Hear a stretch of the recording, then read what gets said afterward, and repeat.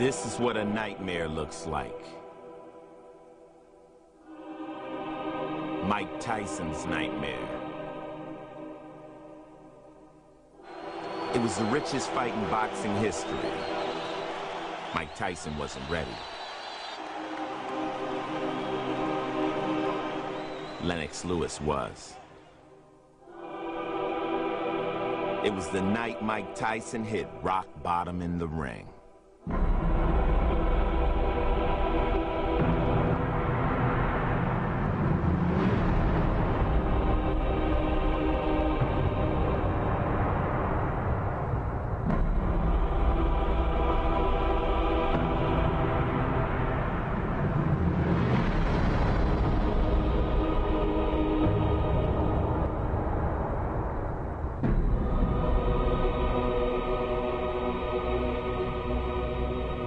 Where do you go from here, Mike? I don't know, man. I might just fade into Bolivian, you know what I mean? I don't have nowhere to go and nothing to do, you know what I mean? I just go fly my pigeons on the roof in New York.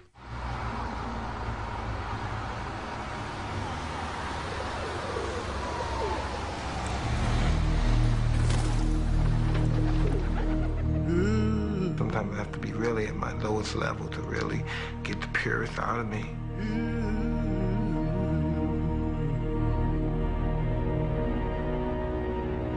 I'm just trying to get back into loving it again. I was just fighting for, I don't know what I was doing. My mind's been other places for a long time. I had no chance to love anybody or care about anybody because I was just so stuck in the past.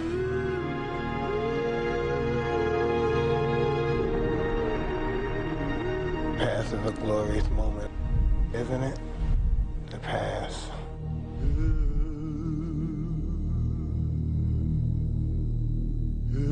Why can't I have what I want? Why can't I worked hard for it? I sweated for it. I didn't steal it.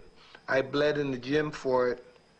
I beat my body up and I allow people to beat me up. Why shouldn't I have it all? Nobody should take nothing from me. He's earned more prize money than any athlete in the history of sports, and he still works out in a public gym. In Mike's world, things are never as they seem. Never.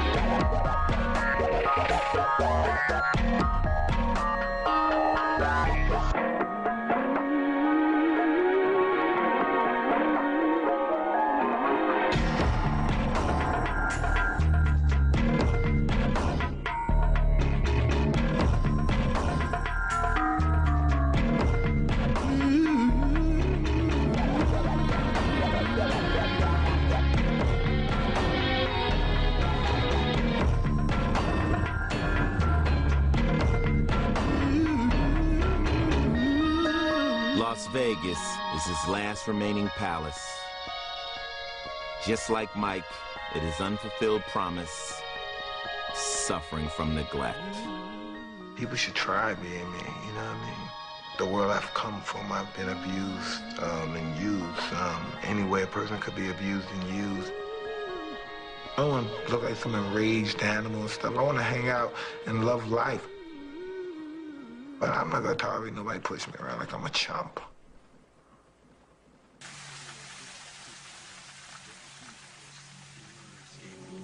After the Lennox Lewis fight, he was just, I don't know, totally different.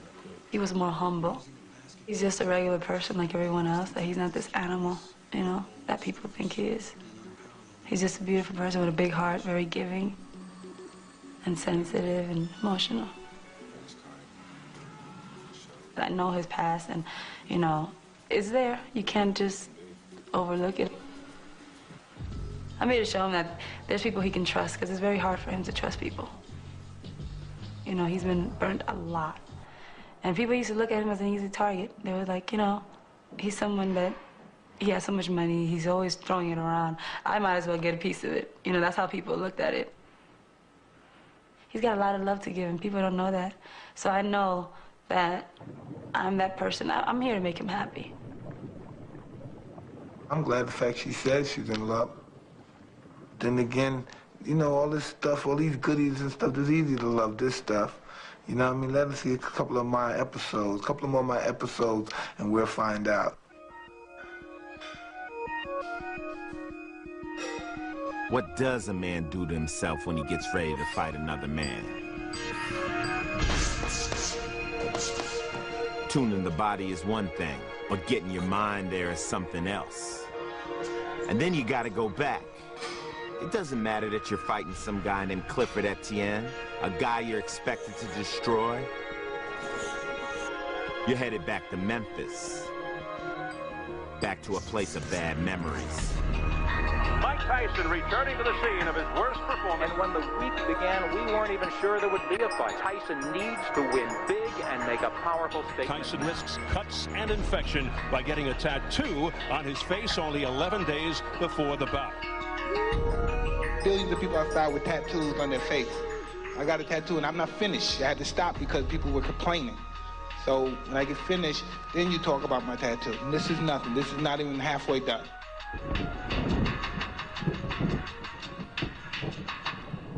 Did speak to Shelly Finkel, Mike Tyson's manager. He did tell me that Mike spent most of the day today in seclusion, very focused, much, much different than when he was here in June against Lennox Lewis. In fact, he said, I wished he'd have had this attitude and this focus going into that fight. So you want to talk to me? What do you want to do with me? You watch my eating techniques here? I gorge the chicken. I eat like a barracuda. Thank you very kindly. I have no etiquette skills whatsoever. I hate Mike Tyson, so I don't like Mike Tyson, so I mostly wish the worst for Mike Tyson. So I don't get caught up with Mike Tyson. That's probably why I don't like my friends and my fans. I'm a pretty decent individual, but sometimes I go to the deep end. Sometimes I get on the dark side. I just think I come across too hard, too tough, so people think they see how up I am for all these years and nobody even consider helping.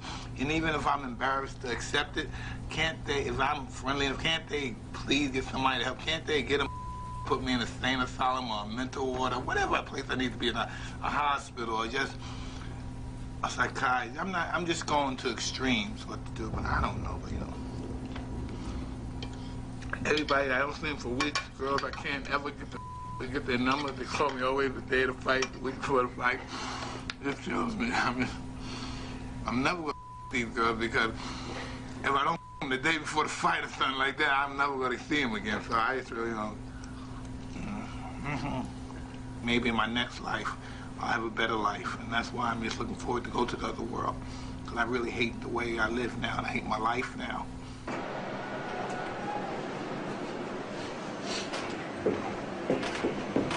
You don't factors over the names and the means.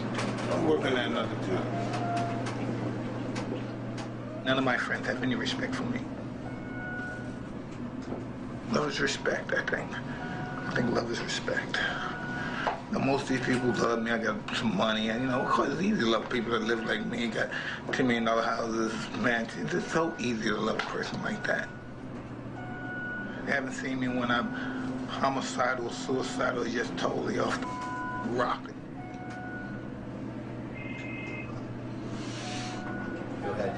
The more my bank account grows, the more feelings I lose. The more intimacy I lose, the more respect I lose for women. I probably cheated on every woman I ever been with. Good luck. Good luck to you, Mike. Probably never respect them because I probably never respect myself. I never understood dignity. He spoke to me. I want to, but I just don't have love for anybody. I don't love any woman I ever been with. Isn't that crazy? Never love them. Memphis. 20 seconds. After the big fight, it's going on. It's the biggest after party, the biggest club. Denim and Diamond. And do you know what time it is? Danger! What time is it? Danger! Making his way into the ring, the most exciting fighter of his generation. Please welcome Iron Mike Tyson.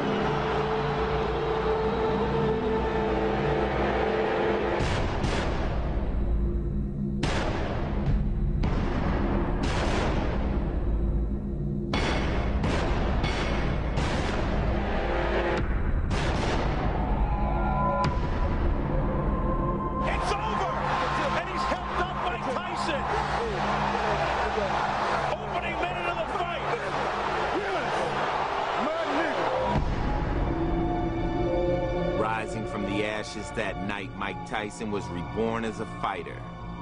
At least it seemed that way. I've been doing this for probably 23 to 25 years, and I haven't received any dignity from it. I've received a lot of pain from it. I'd have probably received it just in my average everyday life if I didn't fight, but it made me not like Mike Tyson no more. So when your guys show me love, I hate you, because I don't like myself. So we got a little, I got to catch 22 within my own identity, you know what I mean? That's how come I'm very harsh with you sometimes, because I'm very tyrannical, because I'm not happy with myself. I don't care if I live and die. I don't give a about any of y'all, but I do. Hi, Gina. You saw Daddy fight? Yeah, Were you happy? Yeah.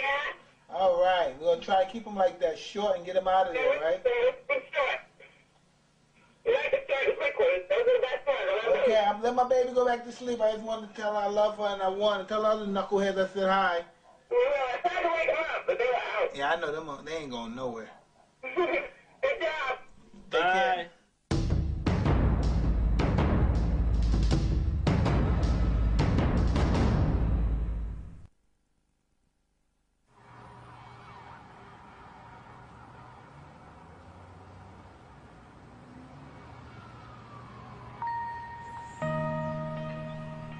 I really have nothing to lose in my life. I have nothing. I lost my soul as a human being. I lost my self-respect.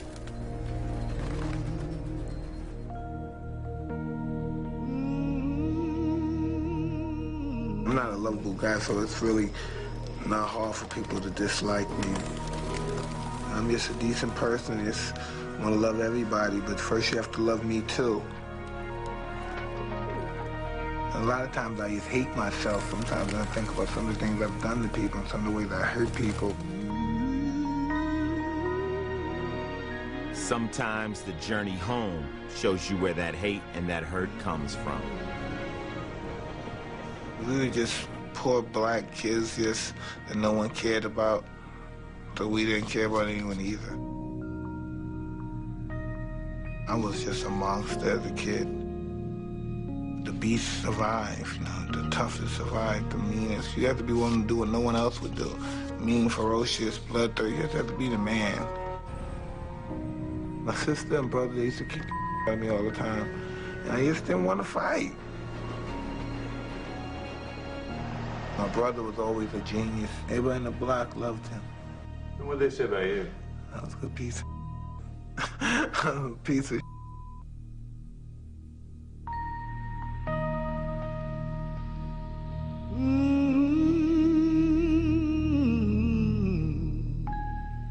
I started breaking houses in Brooklyn. I like the armed robberies. You have to go where the money's at. You have to go in the stores and houses and stuff. I was more inclined to that kind of stuff when I was a child. My mother, my brother, my sister would never steal. They would prefer to beg. They embarrassed me a lot because they were too honest.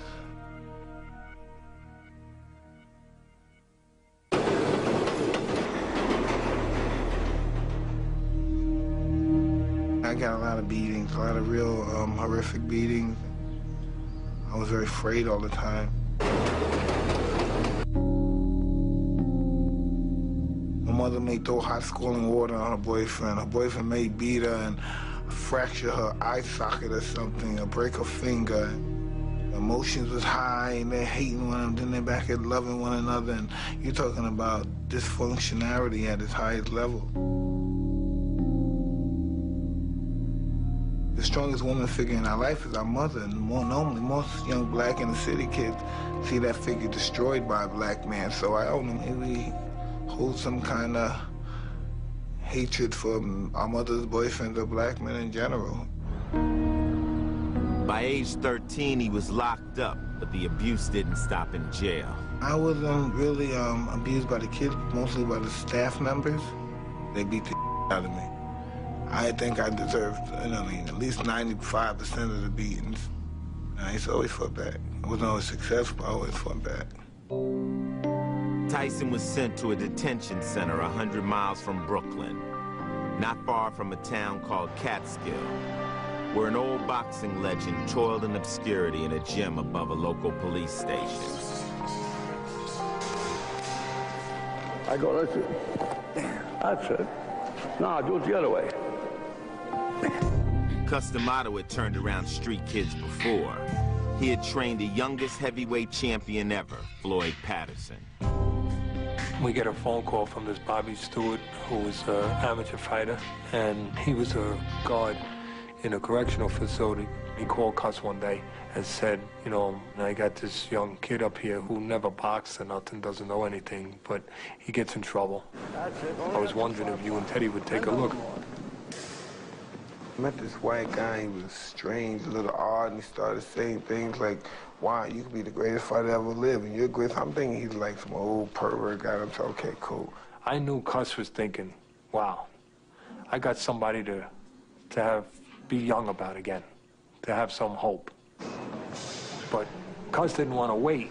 He was an older man who years earlier had fame, but didn't have it for a long time, had money, but didn't have it for a long time. And now he saw a chance to have it again, but he wasn't young, and he had to speed it up. When he came, naturally, I'd talk to him and treat him like everybody else. He had to go through the same thing of preparing about the mind and the body and so forth and so on. He has basically destroyed me of all my habits and, yes, reformed me. Remember, from the side, you can let that punch go with the worst kind of intention. He's my first exposure to a white guy who didn't judge me. With all the power you can generate. I was madly in love with Customato. I became, he broke me down and rebuilt me back up, and I became totally loyal to him. I became his slave. I was a young kid at the time. I just wanted to love him forever. I wanted to be my father.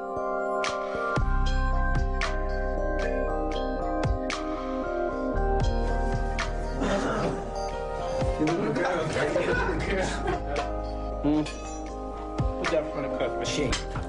He just a dog. Meatloaf's good. It is good. She always makes very good meatloaf. I don't generally eat meatloaf. It's the second time these two men have fought. In their first fight, November 25th, 1938, at Madison Square Garden in New York. It's a good fight. Be champ of the world someday. Just keep your mind where it's supposed to be. Each week I teach him something new. First week I teach him how to slip punch. Second week I teach him how to weave hooks. Each time he come back, you could see he learned real fast because he was interested.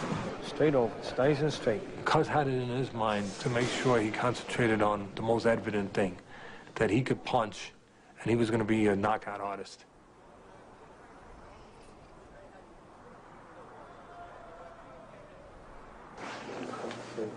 He had this outer body that could really fool you into forgetting that he was still a kid who had to develop. Developed as he was physically, he was lacking emotionally. Look, just relax, Michael, relax, just relax. Just relax. Relax. Yeah, but just relax. Just relax. I'm moving first time. Yeah, well, just relax. Don't get so tense. Relax. All of this is another boxing match. You've done it already 20 times. You've done it in the gym with better fighters than you're ever going to fight here.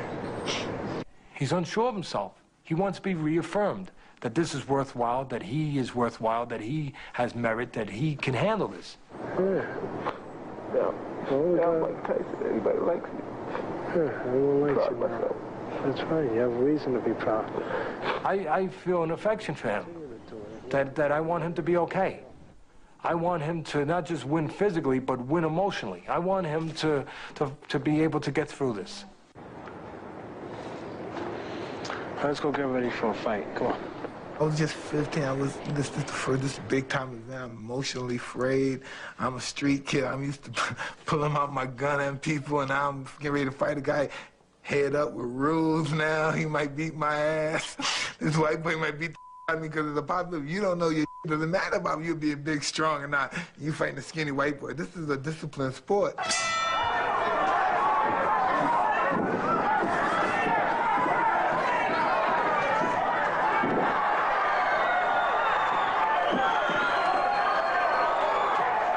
Hey, Cuz, 8-second knockout, the first round. 8-second knockout. The right hand. The official came over to him and said, you just set a record. Fastest knockout ever.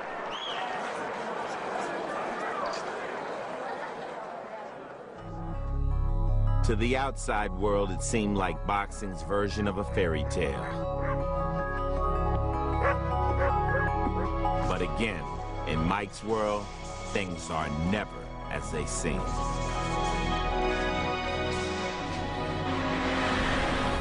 Tyson started having problems in school with kids and with teachers and getting in trouble. There was over 100 reports of girls in one way or another being not treated right, being abused. That stuff was kept quiet because Cuz had some meetings with people in the school and convinced them that Tyson was going to make the town famous.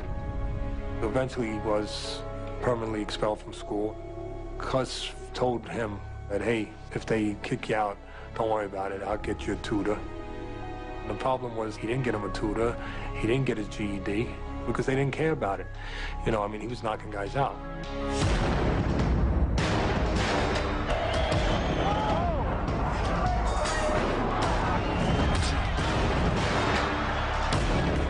It's like sledgehammers. I'm feeling real white and happy. It was ironic because my mother was sick. I almost forgot about my mother because I was living upper middle class life. I'm in my white world. And then Cuz tells me about my mother's situation with the cancer, and I don't understand it.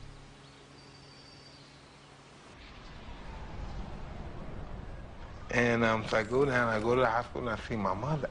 I had no idea. I've seen movies. I've never saw anyone sick with cancer. So I expect to see, well, you know, I love you, but I'm a goner now, Johnny. I'm used to seeing movies. I'm actually to go there and witness my mother stricken with this illness. It was over.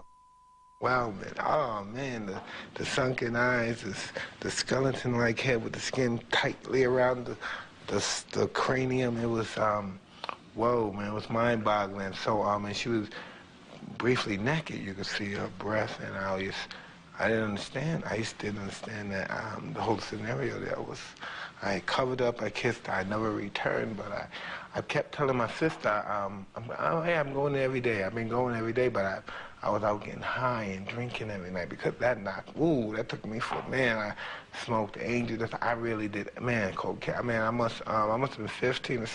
I blew my mind. So one day, my sister came home, and I guess I was slept because I was hungover and everything. So I was sleeping. I was in my underwear, and I was walking. I guess to open the door for her, and as soon as I open the door, she punches me right in my face. Boom! And she said, "Why didn't you tell me Mommy was dead?" And I said, "Oh."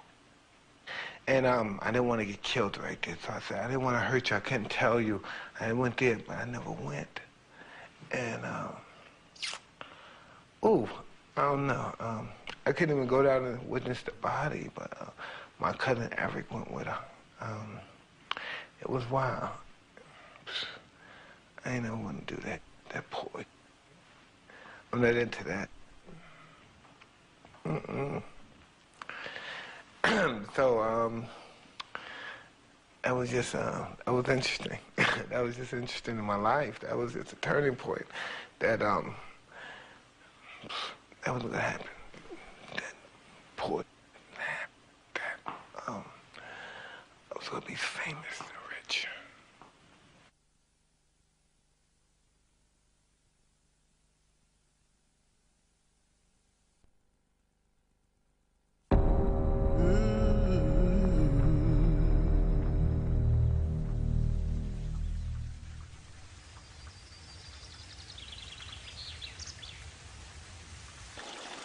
You ever seen a grinder? You know the grinder that you take a wood and you put it in and it comes out the other thing and shreds? That's my heart. It's grounded beef.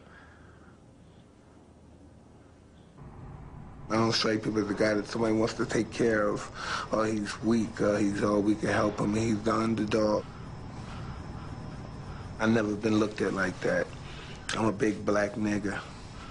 And he's semi-beast, so be careful. He doesn't need help. He needs to be locked up. When my mother died, that just really overwhelmed me. I didn't even care. I lived in this play world, and it was overwhelming me. It was really crushing me at the time.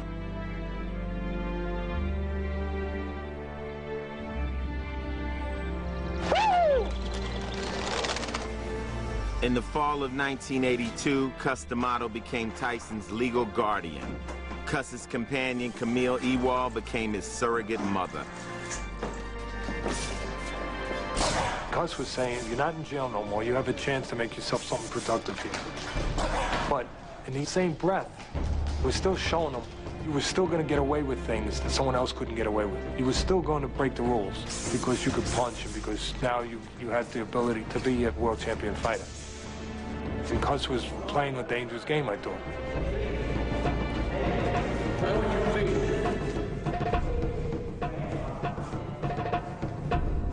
Teddy had married a young lady. We were all kids then, and he had a sister-in-law that was a young girl, and we were all friends. And I guess I was a young boy, and I was fresh, and I grabbed her butt. She was 11 years old, and she was part of my family, my wife's family, and he kind of cornered her into a situation outside the gym in the town, and this wouldn't be tolerated. I went and found him, and I put a gun to his head and pulled the trigger back and told him that he would never put his hands on anyone in my family or do anything like that to anyone in my family again, or he'd be dead. Just to make sure he understood, I stuck the gun in his ear and then pulled it out of his ear and shot it off. He crumbled away, and I told him, don't make the mistake again. Understand that you're not ever going to violate anyone in my family, ever, ever. Teddy Atlas never saw Mike Tyson or Cus D'Amato again. Kevin Rooney took over as Tyson's trainer. If you can hit me, I'm gonna get the full impact. You gotta wait on top of the head. Where I'm going away from. Keep the head down when you come up with the H. Keep your head down. Yeah, I mean, it's not coming up, but it's starting to come up. You can make it perfect. It's good, but it's not perfect. In March of '85, at the age of 18, Tyson turned pro. The first-round knockout became his trademark, and the TV commentators began equating him with animals. Power already for Mike Tyson. Look at the size of him. He looks like incredible. Every punch Tyson throws is meant to knock you out. In the truest sense, he's an animal. What a specimen by Mike Tyson here.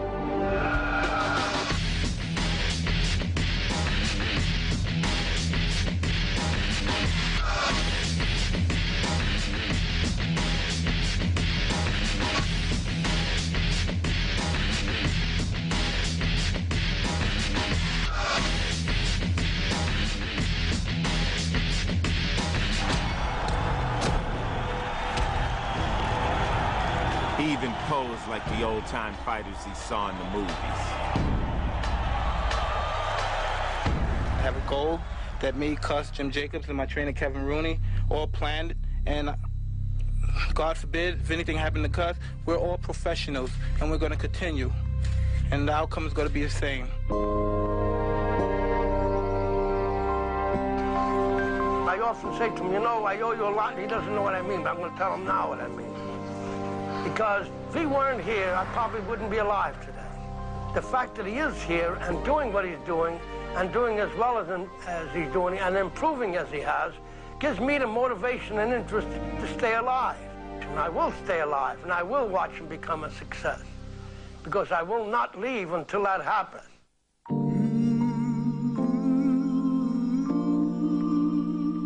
He was a cold old man that'd been through a lot.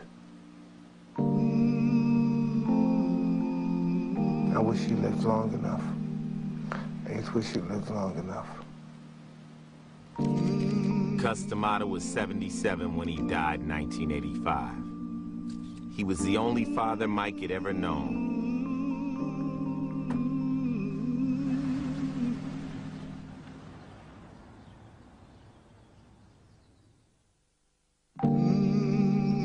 Now what do you do? Who do you trust? Who do you believe? You're an alien in your own world.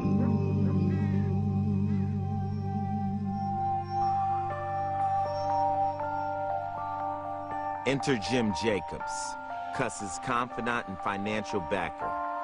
Jacobs had paid for Tyson's bills all along, but now he had to lend his emotions. Tyson embraced him as his protector.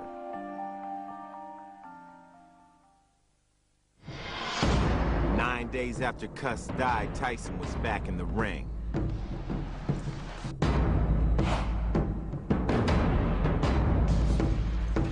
And the knockouts continued.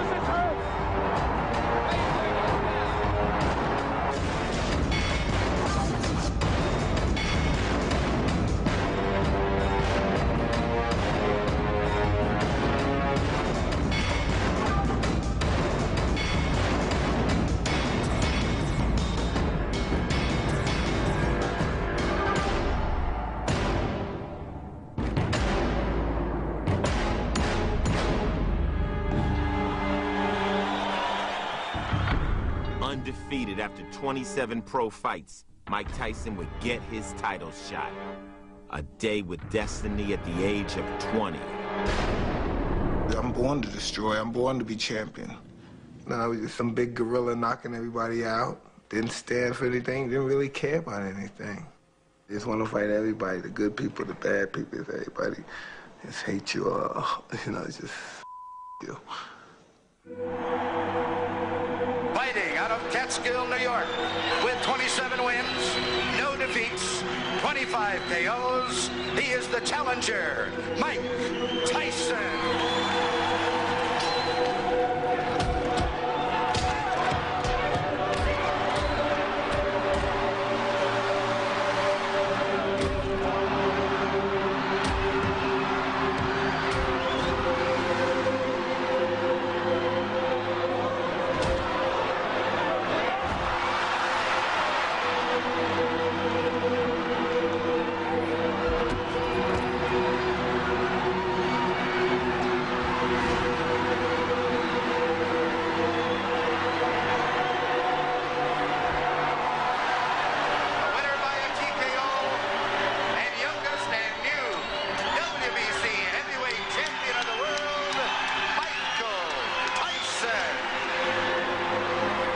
Enter Don King, Berbick's promoter. He stepped over the body of his beaten champ and began his courtship of Mike Tyson. 6 months later, he gave him a coronation. King of the corners of the four square ring, you have won the ultimate championship of the world. You are hereby proclaimed throughout the world as the undisputed heavyweight champion. One man, one crown, one champion. Stand firm and hold fast. I don't have to talk, do I? Because I don't know what to say. Long live the king!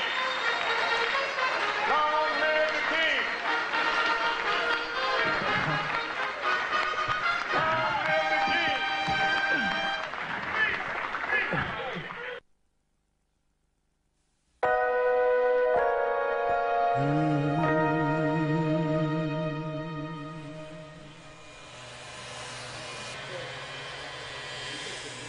It's so complicated to think that you're trying to somehow save somebody, but you're kind of drowning. You know what I mean? You kind of jump in the pool to save them, and you're kind of going under. I wanted to take care of him. He made me want to protect him and have everything be okay for him, and he made me want to right every wrong ever done to him. I held him a lot, and he'd cry a lot. Michael's a person you could just fall in love with. You know, there's really something about him where you're like gaga over him. What the Scott Fitzgerald would say, show me a hero and I'll write you a tragedy. What, they build us up just to break us down. The Beauty and the Beast, that's a great story. But the beauty couldn't train the beast. And he ate her. That's man, come on, that's real white to make you look like an evil black monster. You raise a pit bull, then you get mad because it eats the furniture. Fame. It's a cold game. In Mike's world, it wasn't a good thing. He was controversial enough in the ring.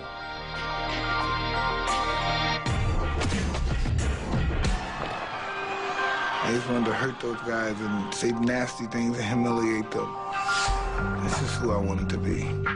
What broke him down? Was it just the body punches? When I was hitting him with body punches, and I heard him, actually he was crying in there, making woman gestures like, oh, oh, oh. I can't find him, but I knew that he was breaking down soon. There's not a man God ever created that could beat me. I just love hearing those words. And you're saying that, this is great, just being a little kid saying that, but and actually meaning it. Being 19, a little kid saying that to all the grown men. Come on, you want to try me? I'm the best fighter that God ever created or produced. Who want to stand to try a chance with me? But back then, I had to come outside for real, a street fight. I was a maniac. I think there's a reason the world loves him so.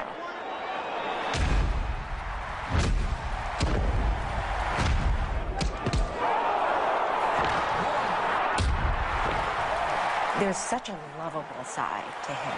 It's really so soft and gentle and, you know, sort of like a bear. The winner and still the undisputed, undefeated heavyweight champion of the world, Iron Mike Tyson. I remember him grabbing me and saying, "You're going to be my woman, and I'm going to love you like no one's loved you," you know, that kind of thing. I was just young, she was young, we were crazy at the time. Two crazy people in love, you know, too much passion sometimes. When they met, Mike was 21 and Robin was 22.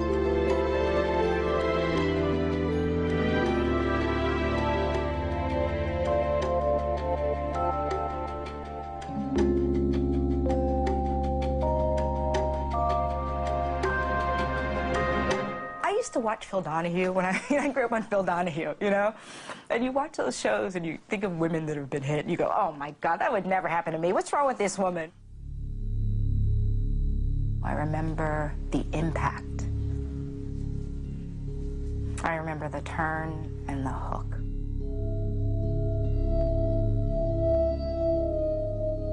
He hit me in the side of the head.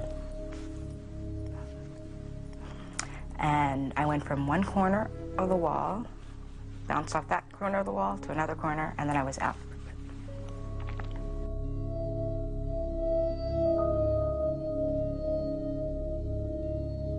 I didn't think he would do that. I was shocked.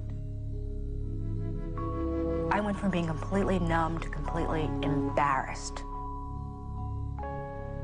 I remember thinking, wow, he must really love me. I remember feeling that. Not thinking it, feeling it.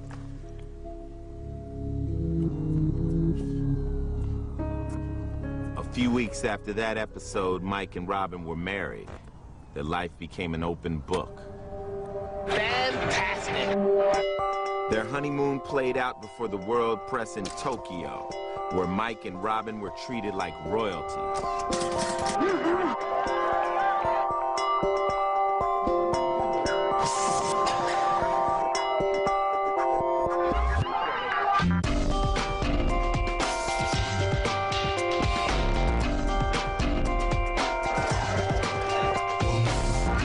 And oh yeah, there was that Tony Tubbs fight. Tubbs is hurt. Tubbs is hurt badly. It was a left hook. The fight is over. With stunning swiftness. Greed reaches at the deepest core of people. It reaches deep at them, and they're fighting for me and stuff and all that crap. And then that made it easy for Don King to sneak in, and he used, and he got me good. He was pretty good. He's a very interesting individual.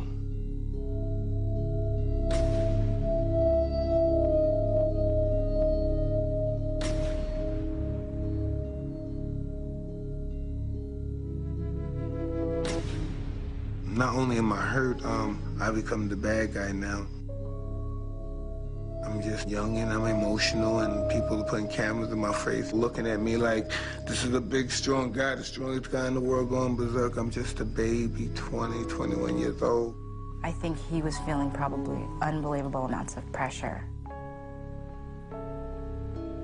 And I think being in love makes you feel vulnerable.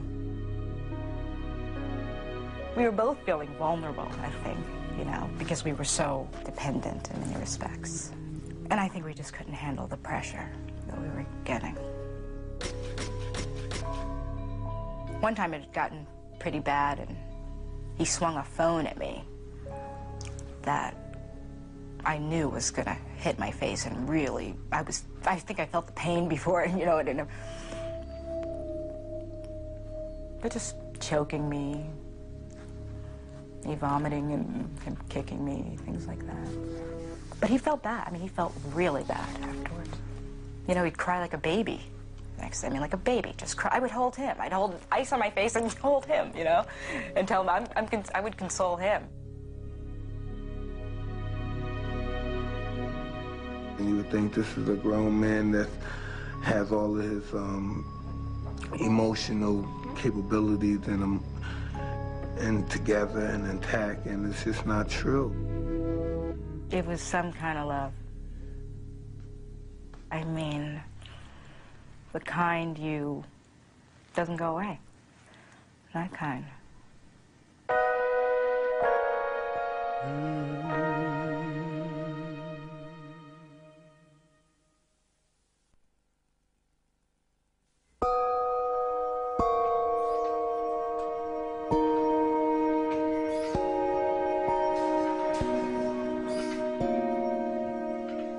I don't know why I wanted to be a renegade anyway. I was just living my life, being Mike Tyson, doing what I want to do, just being rebellious. I just wanted the taste of that world, you know what I mean? I wanted that forbidden fruit that everyone else had. But those ordeals, and you say, whoa. Sometimes it's so ironic. Sometimes I think about things that when I was 20 and 21, and I used to get so nervous. I thought, oh, God. What was on my mind? What was I thinking when I was doing that? I want to accomplish greatness. I want to, you know, that's what me and Cuss planned to do when we first started. You know, I want to get some closure with myself and get some kind of greatness. I popped on the scene and made it, and the realer I became to myself, the more phony everything else was around me. And I'm a great manipulator. You have to understand, in order to be the greatest fighter in the world, you have to be the greatest liar in the world. Deep down inside, I think I'm just an actor, entertainer crying out. You know, I'm doing it in the ring. Ah! I don't know what the hell I am. I'm a nut. Out of the ring, New York became the focus of an investigation of Tyson's finances by his wife and mother-in-law. The newlyweds tried to buy a house and found out they had almost nothing in the bank. Robin and her mother were cast as gold diggers, and the press frenzy began. Is Tyson's business manager, Bill Caton, trying to break the bond of matrimony in order to strengthen his bond with the multi-million-dollar fighter? In many respects, Bill tried to throw up smoke screens for what the real issue was. Robin Givens demanded an accounting of her new husband's worth. The Spinks fight was supposed to be Mike Tyson's crowning achievement, the richest fight in history, nearly overshadowed by tabloid journalism. Robin miscarried their first child just 2 weeks before the fight. Mike was devastated. Robin was accused of lying about the pregnancy. But the show went on. At least it did for 91 seconds.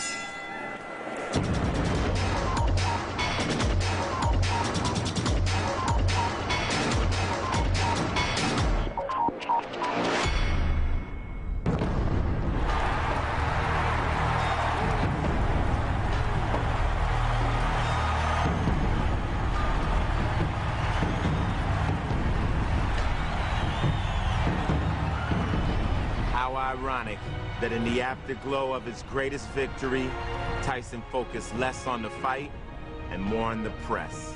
I wasn't really appreciative of what you guys, quote, the reporters, did to me.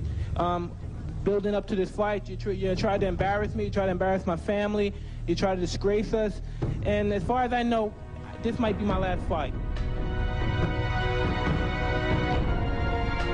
Mike would say goodbye to the Catskill connection. Goodbye to the gym where he was born as a fighter. Goodbye to the men who had shaped and molded him. Goodbye to Kevin Rooney, his trainer. He had climbed the mountains and fulfilled Cuss's dream. But the man wasn't satisfied with what he had found. Sometimes the game pisses you off and you don't want to play. I'm a real, a weird guy. Once I accomplish something, I lose interest in it. And I just need, that's my whole outlet in life. I need something to do. I need something to do. I don't care how much money I got, I need something to do.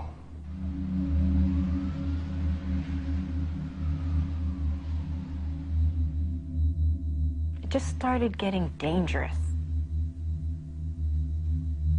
So when I say I'm happy that everybody's alive in my family, like, it got dangerous. Basically, like the doctor said, if he wasn't going to take his medicine, then you're the one that should be coming to see me. So now they got to basically say I'm crazy or mentally disturbed. I saw a bunch of psychiatrists. It made me more up than I was when I first went in there.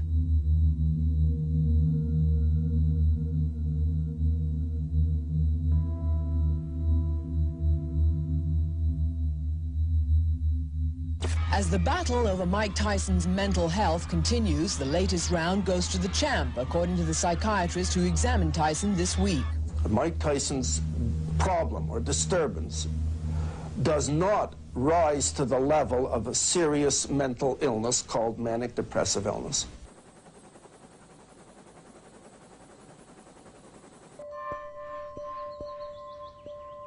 He loves women.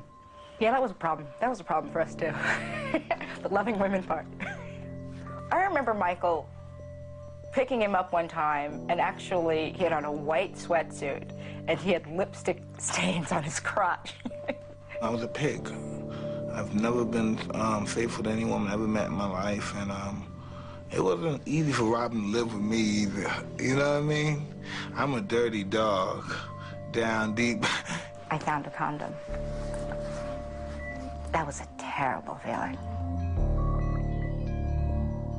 Well, I just wanted to live a reckless life. I just didn't think no one could be champion better than I could be. I could beat any bastard in the planet. He hit me. But Tyson said Green ripped his shirt after hassling him about not getting fully paid for their garden bout. So what I suffered. This is what I suffered.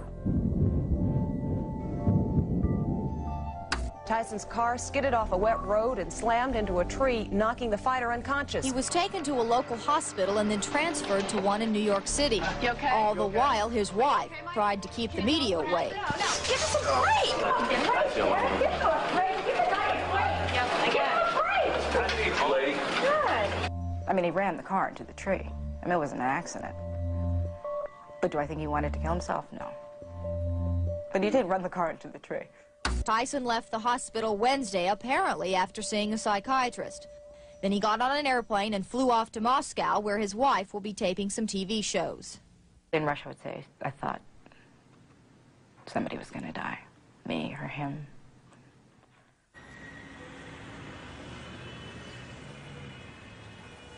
Well, I forget what floor we were on, but he was hanging over the balcony with his fingertips, saying he wants to make a comeback.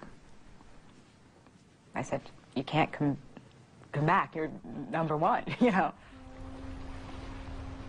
I don't know how I got him in the room. But you'd think he passed out. I think he'd been drinking and he passed out. And we flew back. And then the next day I did Barbara Walters. Michael is a manic depressive. He is. I mean, that's just a fact. It's been worse than anything I could possibly imagine. It's been pure hell. I've become afraid. He gets out of... I was overwhelmed. Throwing. I was just trying to keep my cool.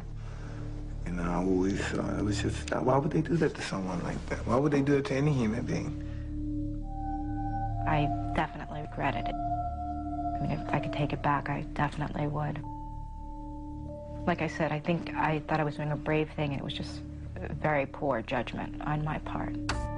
Police were called to Tyson's Bernardsville mansion by Robin Gibbons, who said that Tyson had gone on a rampage. We were in the washroom area, sort of hiding, and he calmed down, and he said, Robin, come here. And I didn't go.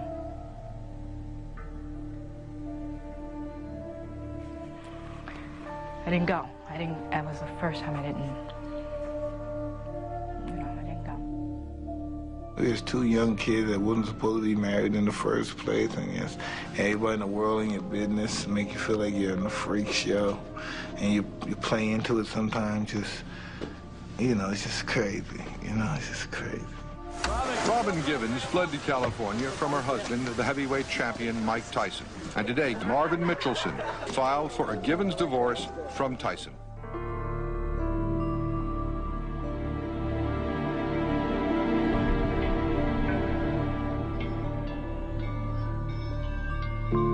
Oh, man, hallelujah. Oh, free at last, thank God Almighty, it's free at last. 2 days after Robin left Mike, he was baptized in Don King's church by Don King's minister, under Don King's rules. He told me all those white were no good, they ain't. They out to kill us all. They're gonna put us in the Holocaust and fry us like they do the Jews. We gotta fight these. Oh, he told me some good. Oh, I love that. Oh, yeah, we gotta get them. They're gonna fry us. And I started believing that they hate us, you know, and I played into that stuff.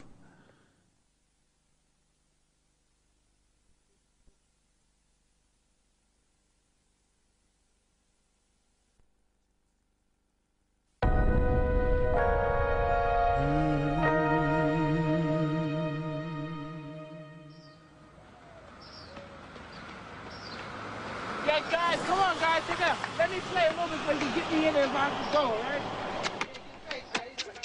Yeah, money. When I was going through my divorce, I was just in a state of hysterica. It was just awful. And I got manipulated into a situation, and I don't know, I was just very much unhappy from then on. And when I'm pretty much unhappy, I'm just very self-destructive. Mike knew he was headed for a fall, but the rest of the world had no idea. Tyson versus Buster Douglas looked like a joke on paper. The line was 42-1. With matching coach Mike and Don King arrived with all the smugness everyone expected. He'd get millions for knocking out another chump.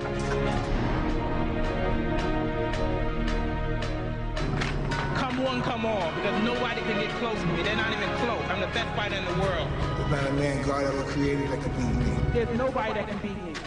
There's nobody that can beat me. Nobody's invincible. Nobody's the greatest fighter of the world.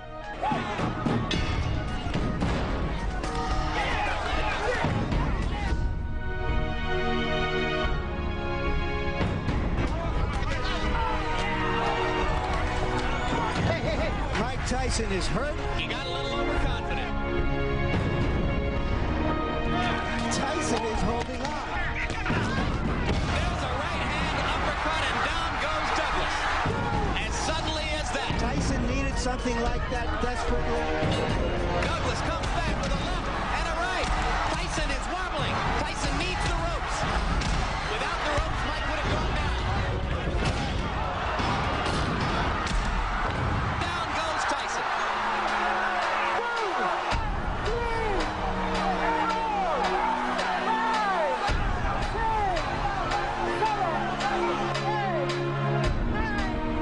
Mike Tyson has been knocked out. The biggest upset in the history of heavyweight championship fights. The greatest upset in boxing history. You know, sometimes the guy just breaks your will in a way, and you just say, it. Buster killed me. Yeah, Buster killed me, kicked my butt. I don't know, I didn't train for that fight. I didn't really take that fight serious. I was those Japanese girls like it was eating grapes. You thought I was Caesar, you thought I was Caligula when I was out there in Japan, you know? They say these things are blessing in disguises, you know what I mean? I just believe it was just a temporary setback, you know what I mean? I'm good, I'm still the best fighter in the world.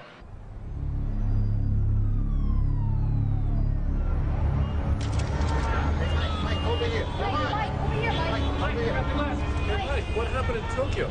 Well, it's a bad situation at the time, but I'll be okay. Buster Douglas fought a great fight, and I'll be champion again within 6 months.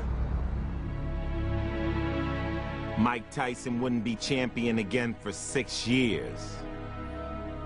No fighter would stop him. His lust for women would. I said, try that again, and I'll smack the blank out of you. It's like, whoa, whoa, we have a live one here. He has to be taught a lesson that he can't treat women any way he wants to. He just came at me. The next thing I know, I'm on the ground.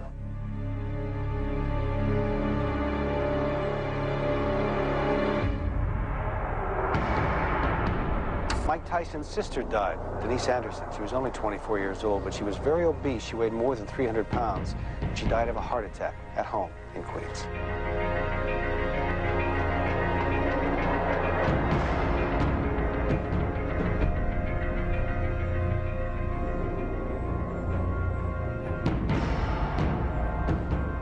Mike Tyson is back.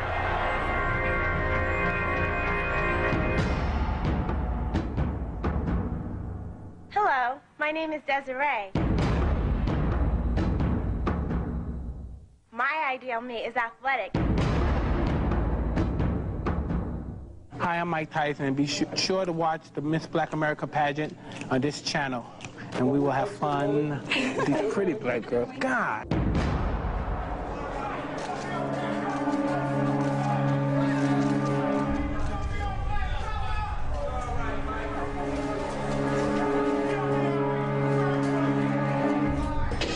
Oh, I'm in a dream day after day. Beautiful women, such an array. What can I say? An Indiana grand jury has indicted former heavyweight boxing champ Mike Tyson. He is charged with raping a woman who was a contestant in this summer's Miss Black America pageant. And I was like saying, no, get off me, please, get off me. And he was like, don't fight me, don't fight me. And the person was a lot stronger than I was, and he just did what he wanted. And I was saying, stop, please, stop. And he just didn't stop. Mike's defense fell to Don King's tax attorney, Vince Fuller. Fuller had never tried a case like this before, but King was confident until the end.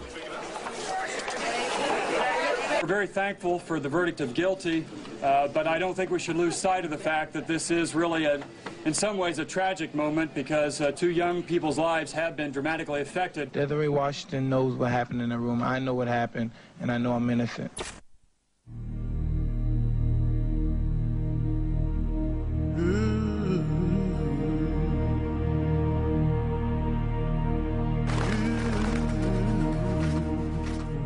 I never learned to play the game.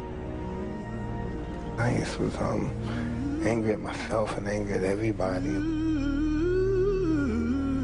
The judicial system hates me. It just hates me. For what reason? I don't know.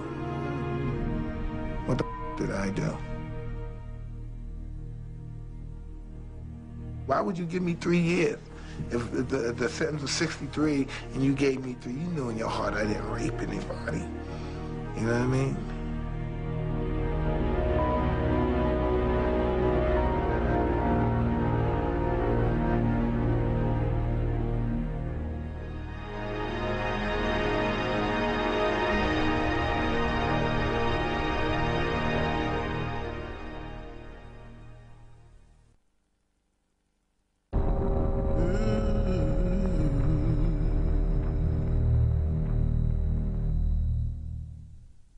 I'm a nigger. I'm in a bunch of I've been convicted for raping somebody. I've been charged for raping somebody, but I got away with it, so to speak, because I'm a celebrity. I beat some guys up. I brutalized some people. I've been to jail. I've been in all type of you know, really, that's telling the truth. I can't vote. I'm a felon. I'm paying millions and millions of dollars, tens of millions of dollars out of my ass for taxes, and I have no rights. And you just have to, I don't got a chance in this society.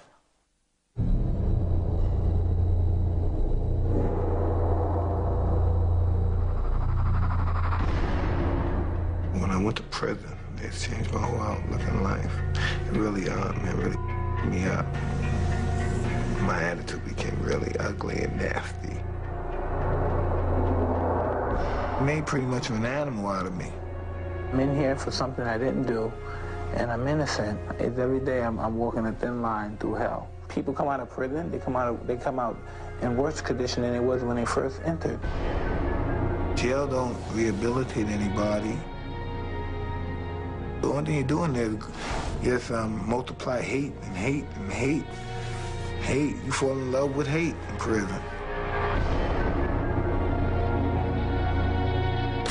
After 3 years in prison, he again fell in love with Don King, signing a deal worth over $100 million just days before his release. He emerged just after 6 a.m. to the glare of hundreds of cameras, but the world would see and hear little of Mike Tyson as he shed the title of inmate number 922335.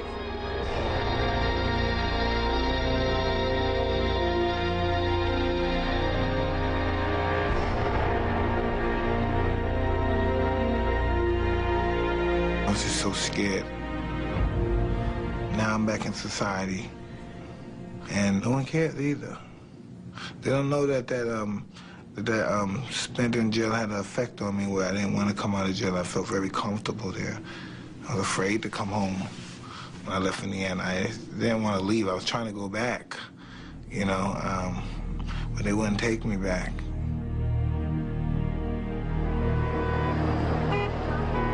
I'm scarred forever because of this.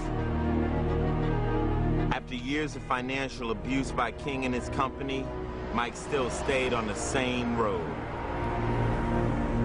King's chartered jet was there to take Mike to his new home with Don in Ohio. In prison, Mike had converted to Islam, but his religion remained Don King. It was crazy. It was just crazy. Everything was just too fast, wasn't real to me. You know what I mean? I was just in a real horrible place, and I just came out, and everybody just made like I was, oh, we love you, Mike. They had no ideas, some of the bad habits that I've picked up, and they love me. Oh, God.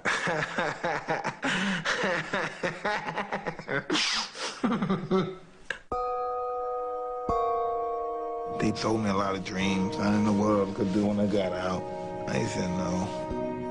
Where I trust these guys, and I believe they have my best interests. But I didn't understand what's going on, man. Really, I didn't. Afternoon.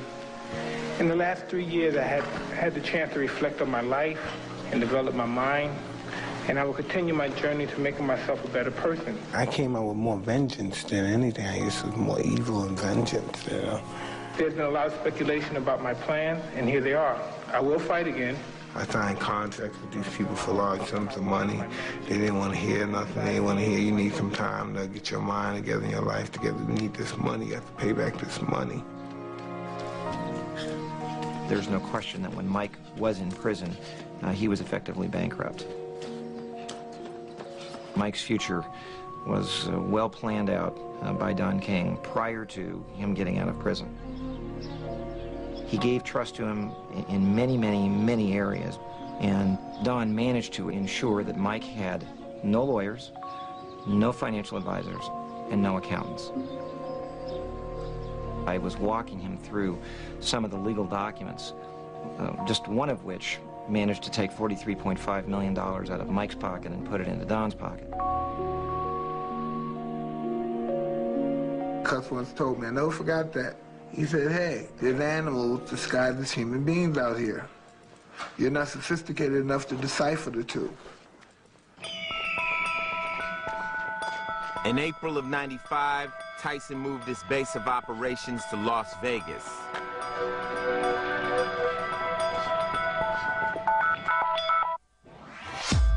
His fights had moved from the Mirage to the MGM Grand.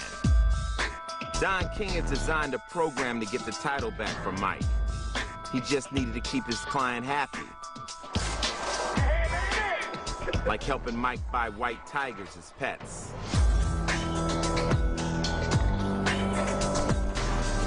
His house was next to Wayne Newton.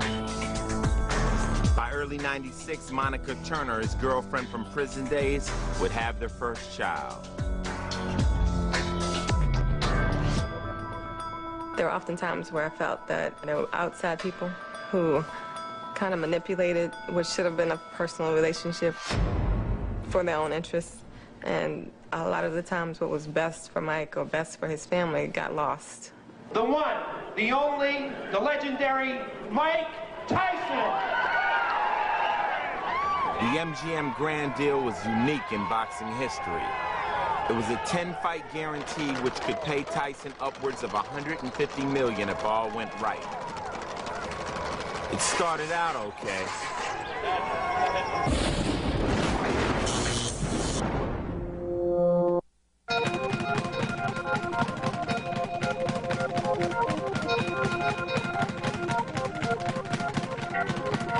First it was McNeely.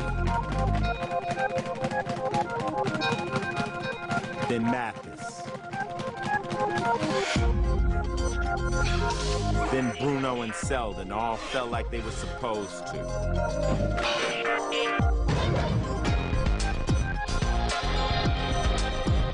But Evander Holyfield didn't follow the script.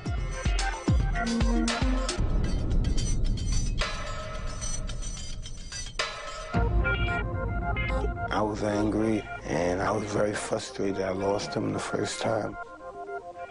I didn't even know how he beat me.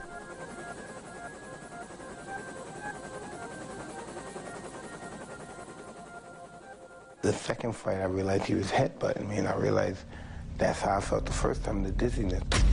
So I started feeling the same blackout type of feeling.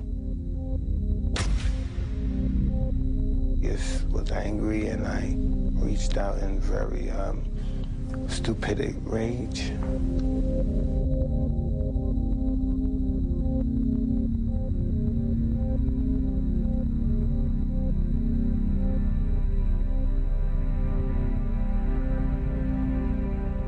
I really regret doing that, but wow, you know, I was going through a lot. I had a lot on my mind, and I was fighting a lot of demons.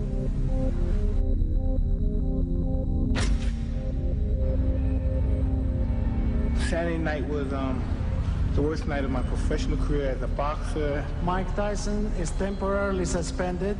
I move that Michael Gerard Tyson's boxing license be revoked and pay administrative fine in the amount of $3 million.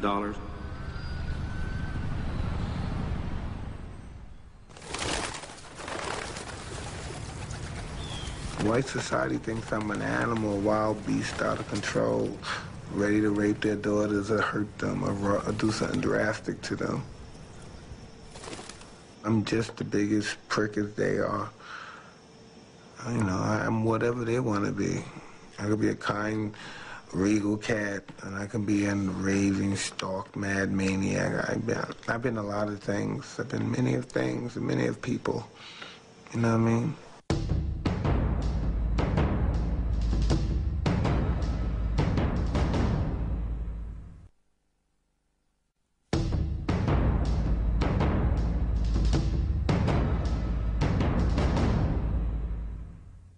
You love me, Mike? I love you. All right. No. Let me get off me. Get off my hand. He was out seeing, let him catch the first stone. Don, did you ever steal from him? In the wake of Holyfield 2, Tyson would sue Don King for $100 million, alleging King stole from him for years. I'm just trying to get out this debt, man. That Don King got me involved with, but I'm just trying to get out this debt, man. He should have known he couldn't fight against me. Ali made him, I subtained him, and now I'm gonna break him. Did you ever steal from Mike Tyson? Never. Never steal from anyone. It's painful because I love the guy. You know what I mean? We both were urchins of the ghetto. When we came to the crossroads, I took left, he took right. If Tyson was to get out of the debt, he would have to get his boxing license back.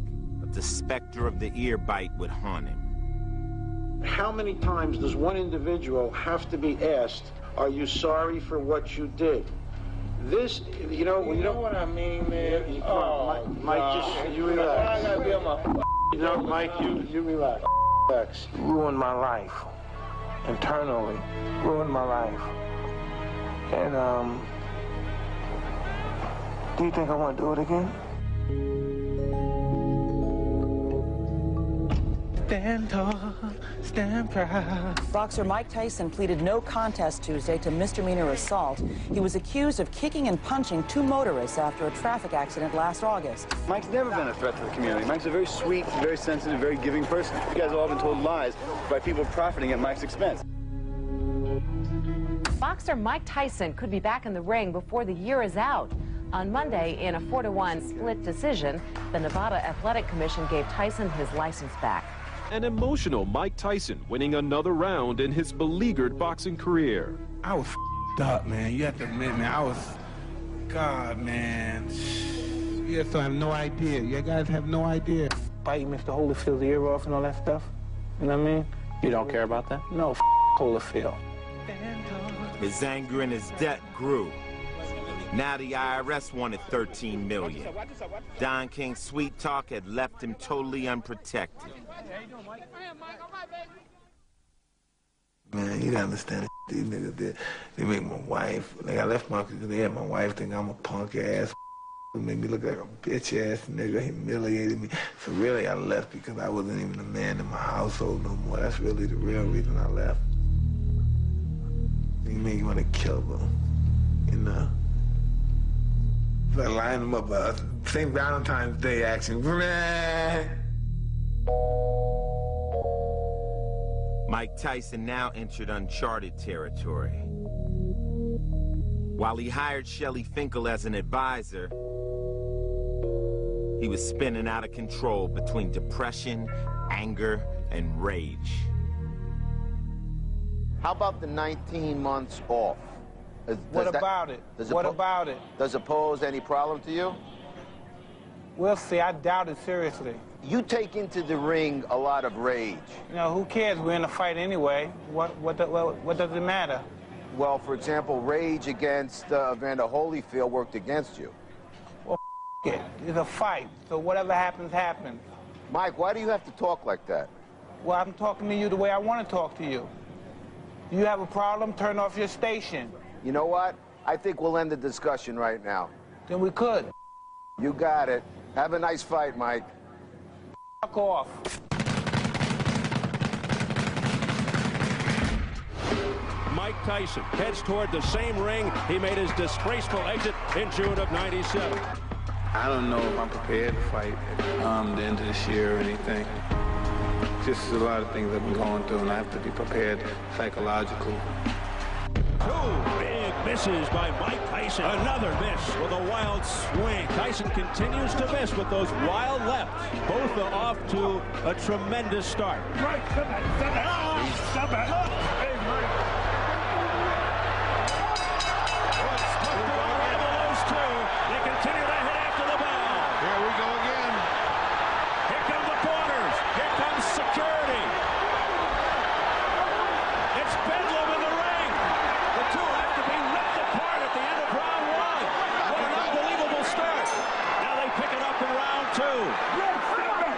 is war.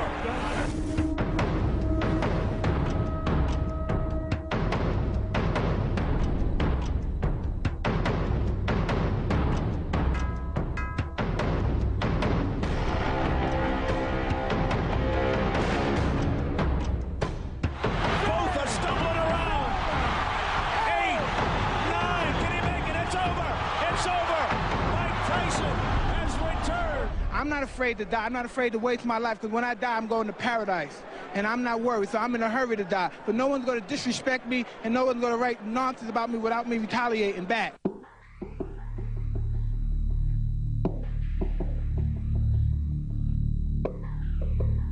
Retaliation. Assaulting two guys at a traffic accident would put him back behind bars in the spring of '99. Things go really good for a while, and then they go the opposite way, kind of like a roller coaster.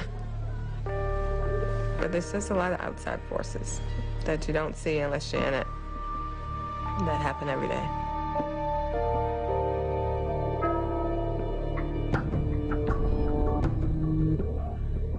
Former boxing champion Mike Tyson is a free man this morning. He was released after spending 3.5 months in a Maryland jail for assaulting two drivers over a fender bender. The final obstacle to his release was cleared when an Indiana judge ended his probation on a 1992 rape conviction. A spokesman says Tyson will return to the ring. People think they see the, the cars, the glamour and stuff, and they think, oh, I want to be like him, but it's not easy. I don't think they would really want to if they knew what it entailed. Things are getting ugly again. It doesn't seem like we're ever going to have a normal fight. Oh, great! Oh, and he hits him after the bell, and Norris goes down, and here we go again.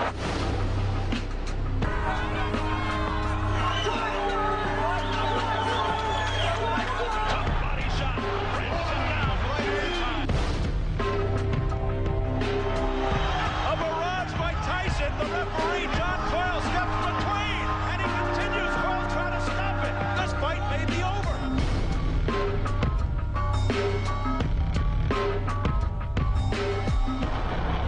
I'm the most brutal and vicious and most ruthless champion there's ever been. There's no one can stop me. Lynx is a conqueror. No, I'm Alexander. He's no Alexander. I'm the best ever. There's never been anybody as ruthless. I'm Sonny Liston. I'm Jack Dempsey. There's no one like me. I'm from Nairclaw. There's no one that can match me. My style is impetuous. My defense is impregnable. And I'm just ferocious. I want your heart. I want to eat his children. Praise be to Allah.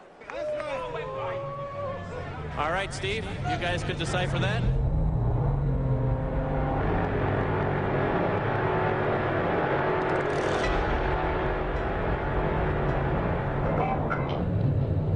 See, look, I done got this medication, right? It even makes me slur. Like sometimes, like one day for 1 second. I'm serious, man. Y'all laughing. Got me.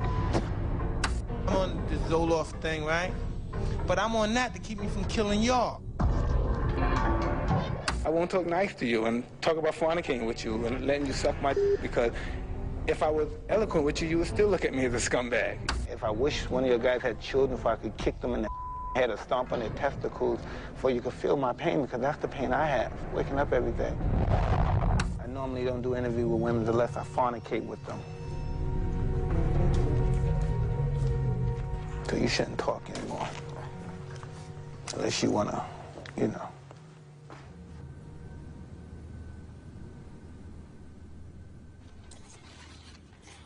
There were days and nights that, you know, you're not sure what's going to happen today or tomorrow. I loved him through a lot of ups and a lot of downs, but I couldn't take the hurt anymore.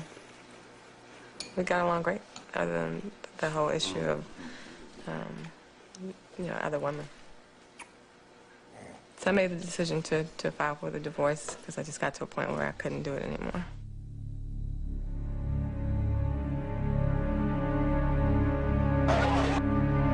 Heavyweight champion of the world, Iron Mike Tyson.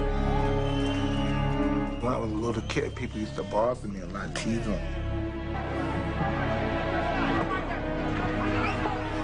As I got older, I started fighting people back.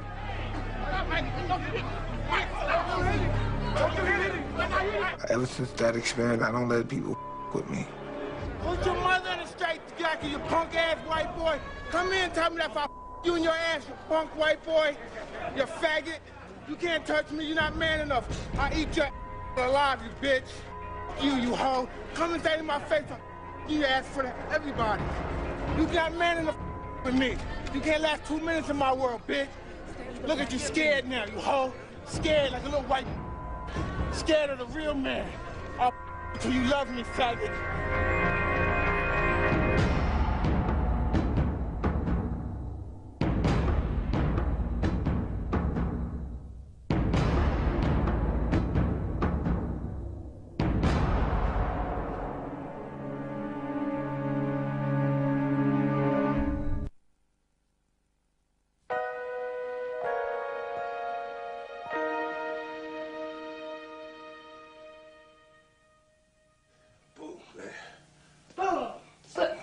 This one right here.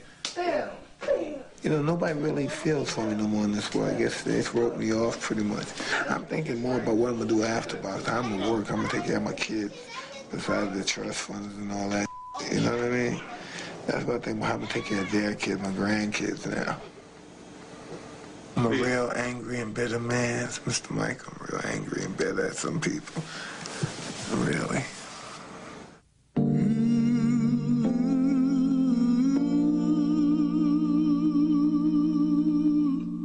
Oh, Mike Tyson making national news. Mike Tyson is telling his story on Fox tonight. Just when you think Mike Tyson can go no lower, he manages to do just that. Mike Tyson has certainly not lost his touch. Tyson drew attention to himself. His comments were nothing. It looks like the former world champion doesn't have a problem saying what's on his mind. Tyson again denied in an interview with the Fox network to be aired tomorrow. Certainly isn't the first time Tyson In has an interview with Greta Van Susteren of the Pulse, Tyson again denies that he raped former Miss Black America contestant Desiree. Did you do this? Did you rape her? No, I ain't raped that slimy bitch. Why do you think she said you raped her? Because she's really a bad person. I used to hate her guts. She put me in that state where I don't know. I really wish I did now, but now I really do want to rape her and her mama. More trouble for former heavyweight champ Mike Tyson. It happened early this morning in downtown Brooklyn. The volatile heavyweight is charged with misdemeanor assault. I'm a nigga. I'm a big, strong nigga that knocks out people and rapes people and rips off people. You know what I mean? Bully people. You. I'm gonna live my life. I understand this society that I live in hates me. I'm gonna suck. I'm gonna spin it. I'm gonna live until they kill me.